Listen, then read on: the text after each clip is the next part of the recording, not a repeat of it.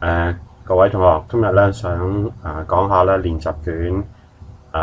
卷二第8條題目。咁呢條題目咧就咧係關於係呢一個嘅現值㗎，亦都係咧係我哋咧係估計嘅係一條嘅係最熱門嘅題目嚟㗎。咁值得我哋咧係將呢條題目咧係重溫多幾次。咁呢條題目咧就各位同學咧可以咧係撳停啦，我哋嗰個呢個錄影係細心啲睇睇呢條題目，或者係試下做呢條題目，或者咧攞翻你以前嗰份嘅練習卷出嚟啦，係再次做一次。呢條題目咧主要就問我哋幾樣嘢㗎。第一咧就係試就產品生命週期概念，列出咧 4D 流動電子遊戲機場市場嘅4個特性。咁我哋講過 4D 嘅意思咧，就係一啲係3D 咧就係立體，咁 4D 咧就係一啲會喐嘅立體嘅動畫，咁我哋就叫做 4D。咁呢個就唔關事㗎嚇。咁最重要嘅就係想考我哋啦，係呢一個嘅係產品生命週期呢個概念。咁我哋要講產品生命週期啦，各位同學咧應該即刻腦殼裏邊咧諗翻起呢一幅圖。呢幅圖咧就係主要咧就説明啦，係呢個產品咧可以分成啦，係呢4個嘅週期。咁叫第一個咧就進入期或者叫介入期啦，第二個就係成長期啦，第三個成熟期啦，最後咧就係衰退期。咁產品咧都好似同人一樣，由呢一個嘅係進入到成長到成熟到咧呢個嘅衰退。咁呢個圖咧主要咧就有2條線啦，一條線咧就係講呢一個嘅營業額嘅係早期啦新產品呢個進入市場嘅時候，咁唔使講嗰個嘅營業額咧都會係好細㗎啦。咁逐漸咧喺成長期咧就會一路增加，去到呢個成熟期嘅時候咧就會去到高峰，咁之後咧就會係呢一個嘅係衰落或者衰退。而另一方面咧，呢個嘅圖嘅另一條線咧就係呢個嘅利潤。咁喺早期嘅時候，即係進入期嘅時候咧，因為我哋投資咗大量嘅錢去製造呢件嘅產品，而個銷量又係好少，咁所以咧早期嘅時候咧係會有蝕本嘅情況會出現㗎。咁直到咧係成熟期銷量開始增加嘅時候咧，咁呢個嘅虧損咧先至會逐步啦係呢個減少。咁去到咧呢個成熟期嘅時候咧，我哋先至係有利可圖。咁而去到衰落期嘅時候咧，咁嗰個嘅利潤咧亦都開始咧係呢個減少啦。咁最後咧好多產品咧都會係衰落到咧係最後咧會係死亡啦。咁最好嘅例子就係啲例如呢一個嘅用菲林嘅相機啦。我諗而家咧已經冇人會買呢啲用菲林嘅相機㗎啦。咁其實呢種產品咧可以話咧係已經咧係呢一個嘅死亡㗎啦。個利潤咧已經係零，營業額咧亦都會係零㗎啦。咁呢條題目咧就想問我哋啦，係喺呢一個嘅產品生命週期裏邊，咁呢種嘅立體動畫，咁嗰個嘅4個嘅市場特性。咁立體動畫由於係一啲係新產品啦，咁所以嚟講咧，佢係屬於係呢一個嘅係介入期或者呢個進入期啦。咁嗰個第一個我哋可以講嘅，當然就係個營業額咧就會係好低啦。第二個我哋可以講嘅咧，就係可以話咧，就係嗰個嘅利潤咧，就係呢個嘅負數，即係話咧會係出現呢一個嘅係虧損㗎。咁但係題目咧所問嘅嘢就往往咧係多過我哋書本裏邊或者我哋上堂咧係講嘅嘢㗎，因為咧佢要求你講4個特性。咁4個特性嚟講咧，咁我哋就要咧係諗多2個 point 啦。咁2個咩 point 好咧？咁其實咧都係由呢度咧係引申出嚟㗎。例如話咧我哋嗰個營業額係好低啦。咁咩人會買我哋嘅產品啊？就當然就係知係一啲喜歡係使用新產品嘅一啲嘅顧客，咁我哋就叫做創新者啦。咁當然睇翻書嘅話咧，我哋可以將顧客分為咧創新者早期使用者晚期使用者或者落後者等等咁咁我哋識得用翻呢個名詞創新者咁去咧係形容啦，係呢一個時候嗰啲嘅顧客嗰個嘅係邊一類型嘅顧客，咁呢個有一個嘅係呢種嘅介入期嘅一個特性啦。咁當然喺呢個時候你都會咧係嗰個係競爭者咧，亦都係比較係少一啲啦，因為咧早期咧唔會有太多嘅人咧同我哋競爭噶。咁當然啦，我哋除咗要記得呢一個嘅產品生命週期呢一個嘅係圖之外咧，咁我哋仲要另一樣嘢咧係要記嘅就係話咧，我哋係採用嘅市場營銷策略會係用啲乜嘢嘅策略咧？咁當然喺唔同嘅呢個嘅時期啦所採用嘅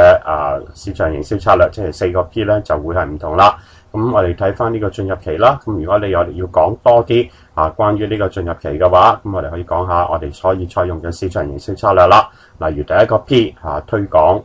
promotion 咁我哋話咧呢個時候咧，當然要抌大量嘅錢啦去做呢個推廣啦。包括要買多啲廣告，或者要用啲贈品去吸引咧係啲顧客咧嚟咧係購買我哋嘅產品啦，認識我哋嘅產品啦。咁呢個咧都係第一個 P 啦。咁第二個 P 咧就係呢個嘅銷售途徑啦。place 嘅地方啦，咁銷售途徑早期嚟講啦，我諗咧就唔會有太多人咧願意買我哋呢種呢啲新產品因為都唔知道咧會唔會好賣，咁所以咧個我哋會都係集中呢啲係其少數嘅地方咧係售賣我哋嘅產品，咁係一個有限嘅呢一個嘅分銷途徑。咁第三個 P 咧，我哋可以講嘅就定價啦。咁定價咧，我哋話咧有兩種新產品咧有兩種嘅定價，唔知啲同學仲記唔記得啦？一種咧就叫市場滲透係定價法啦。我哋好中意用咧就話新嘅酒樓開張嘅時候咧，佢賣啲點心賣到好平，咁啲時咧就咧令到好多人咧飲完茶之後咧就會咧係幫佢賣告白周圍話俾人哋聽嗰間酒樓嘅點心好平，咁於是咧佢就成功咧可以深入嘅市場啦。呢個叫市場滲透定價法。另一種定價法咧，我哋咧就叫做咧係吸資定價法又或者令啲人譯做咧係呢一個嘅skimming啦即係將呢啲嘅係即係最好嘅嘢係呢個吸收晒，咁意思咧就係話咧個定價咧可以係定價定得好高然後咧逐步咧係將呢個嘅價格係降低，令到咧嗰啲願意付出係高價格去購買我哋嘅產品嘅人咧係先賺咗佢哋先，然後咧一路咧將個價錢一路賺低賺落去。咁呢個係定價方面嘅呢一個嘅 P 啦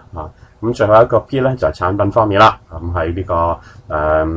進入期嘅時候咧，咁產品咧當然個變化咧就會比較少一啲啦。我哋都係啲好基礎嘅型號咁逐漸咧去到成長期啦，我哋先至會推出咧越嚟越多唔同嘅型號啦，係呢一個嘅係滿足顧客個需要。咁我哋呢4個 P 咧，咁都可以讓各位同學咧呢個發揮。咁所以各位同學溫習嘅時候咧，咁除咗要溫習呢個圖之外咧，仲要溫埋咧就係呢一個我哋可以採用嗰啲嘅市場營銷策略，即係4個 P 個策略。咁咧就我呢度咧就唔可以用太多時間係去解釋咁請各位同學咧自己睇翻嗰啲嘅市場營銷策略可以採用嘅市場營銷策略。好啦，咁呢個係題目嘅 A 嘅部分，都唔係戲肉所在。戲肉咧就係咧係題目叫我哋咧係計算低價版本呢啲嘅立體動畫嗰個嘅係回本期同埋呢個嘅淨現值，咁列示你嗰個嘅計算。咁題目好清楚喎，叫你列示你嘅計算喎，你唔好就咁寫個答案喎。咁咧就咁題目咧係唔需要我哋咧係太多嘅計算噶。例如咧佢呢度咧高價版本早已經咧幫我哋係計好咗噶啦。回本期同埋呢個淨現值咧就已經係俾咗我哋噶。要我哋計嘅咧就係呢個低價版本嗰個嘅回本期同埋呢個嘅淨現值。好啦，點樣去計算呢個回本期咧？咁回本期咧個就咧係我哋咧就係我哋採用嘅方法咧就叫做 rules of thumb 咁中文咧亦都叫拇指法則或者叫做經驗法則，即係話咧最簡單嘅語言嚟講咧，就用呢個數手指嘅方法就可以計到答案噶啦。咁咁我哋咧因為投資咗70個million 啦，咁我哋要幾時先可以賺翻呢70個 million 啦？第一年已經賺翻30個 million， 第二年咧我哋只要賺翻40個 million 就已經可以回本噶啦。咁即係話咧，我哋唔需要2年嘅時間就已經回本。呢啲咧，我哋用數手指都可以計到噶。咁呢個嘅無紙法則意思咧，就係話咧係唔需要用一啲乜嘢高深嘅呢啲嘅數學公式係去計算，只係用數手指嘅方法都可以計到嘅答案㗎。咁當然有時候咧係冇呢條題目咁簡單啦。咁但係咧個原理啦都係用呢一個咁嘅係經驗法則嚇。咁呢度咧就係第二年佢賺翻40個 million 咧已經回本，咁佢50個 million， 第二年咧賺翻50個 million， 賺到50個 million， 咁即係話咧我哋唔需要第二年用晒第二年嘅時間啦，已經賺翻呢一個嘅70個 million 噶啦。咁第二年我哋賺40就已經夠，咁所以我哋將40 over 50，即係話咧係呢個0.8年，咁計埋呢個嘅第一年啦，咁即係1.8年嘅時間咧，我哋就已經可以回本。咁呢個咧就係個回收期嗰個計算方法。咁大家記住用數手指嘅方式就可以計到答案。咁至於咧呢一個嘅淨現值咧，咁大家要記得嘅咧就係現值同埋淨現值嗰個分別。咁嗰個公式咧，亦都係其實咧就好簡單嘅啫。咁我哋將每一筆嘅數計翻佢嗰個現值。第一年咧，我哋係1年後咧，0咧就代表現在咁解嚇。咁年份1咧，即係1年後我哋收翻30個 million， 咁即係話咧，我哋要計翻30個 million 係即係等於而家幾多錢？咁利息係10% 啦。咁我哋將30個 million over 1加10%，咁我哋就計到咧係呢個嘅30個 million 嘅現值。咁當然第二年咧，我哋收翻50個 million， 咁我哋要計翻咧1.1嘅二次方1加10%嘅二次方，咁我哋將佢除一除咧就計到咧係呢個嘅第二年嗰個嘅現值咁如果唔記得嘅話咧，就應該睇翻阿 Sir 同你哋做嗰啲嘅工作紙好啦，咁第3年如此類推啦，第4年啦，咁記住咧就係第3年就3次方啦，第4年就4次方啦咁我哋將呢筆數加埋咧，就我哋一共係支出嘅錢。咁sorry 係我哋咧係呢個收入嘅錢咁我哋呢個就叫做現值咁我哋要減翻呢一個我哋要支出嘅錢咧，先係叫做淨現值。咁計到出嚟咧就係99681,033。好，咁咧就題目咧就問我哋下期B 就叫我哋計算啦，咁 C 就問我哋點解我哋要要採用呢個嘅低價版本咧？咁個道理亦都其實咧亦都已經係不說自明啦，唔使講都明白噶啦。咁就係咧第一回本期，我哋發覺咧低價版本咧只要1.8年就可以收翻晒我哋所投資嘅錢，但係高價版本要2年。我哋嗰個淨現值低價版本嘅淨現值係99個 million， 低價版本係80個 million。咁當然我哋嗰個回報越高就越好啦。咁所以我哋要淨係呢兩個原因就已經係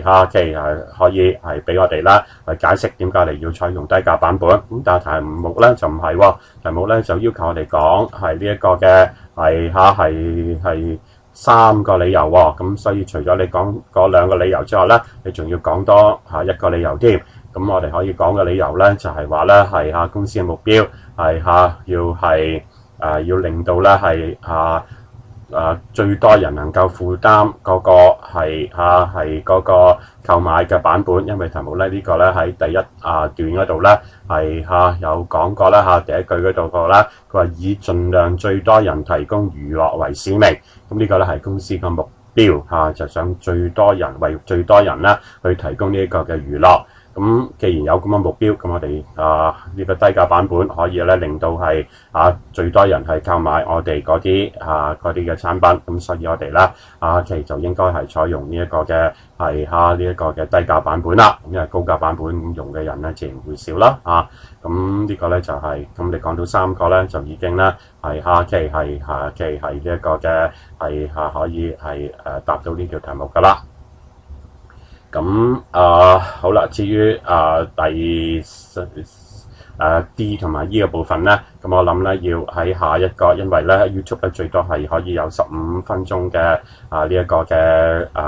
錄影嚇，咁我就要留翻喺下集咧先至可以同各位講埋咧係 D 同埋 E 啦，咁係咁先啦，拜拜。